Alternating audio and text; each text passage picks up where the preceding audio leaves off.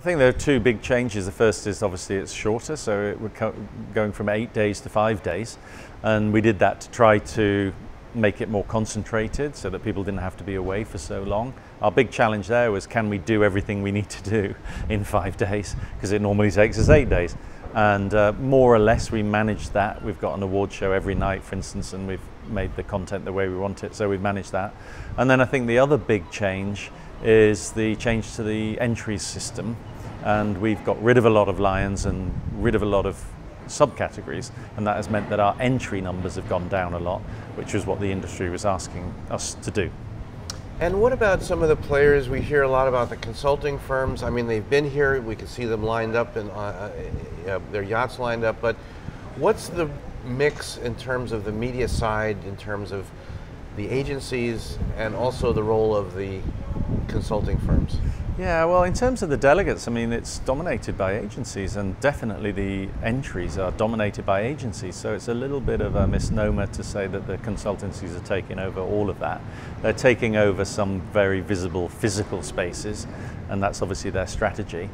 But I think what's more interesting this year is the slightly changing mix of entrants into the lions.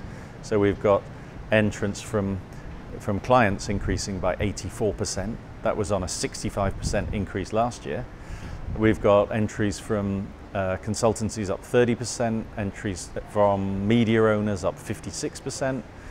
And these are from low bases. I mean, don't get the idea, the agencies still absolutely dominate the entries, but it's just a subtle shift that we might see accelerate in the future. And we hear a lot about transition. There's a lot of conversation about Ken Auleta's new book about frenemies and the disintermediation of the agency world and changes in media. You know, where do you think that conversation will be here? Will it be solving problems? Will it be pessimistic? Is it hopeful? I mean, we're in a very interesting time now. Yeah, I think if you boil down what Cannes Lions is really all about, if you take away the noise, you get to a place where there are many, many clients who are looking for growth and they are looking for transformation in their business. And the way that they think they can get that is through the applied use of creativity. And that's really what this festival is about. There are lots of other things happening, but what we do is we shine a spotlight on that.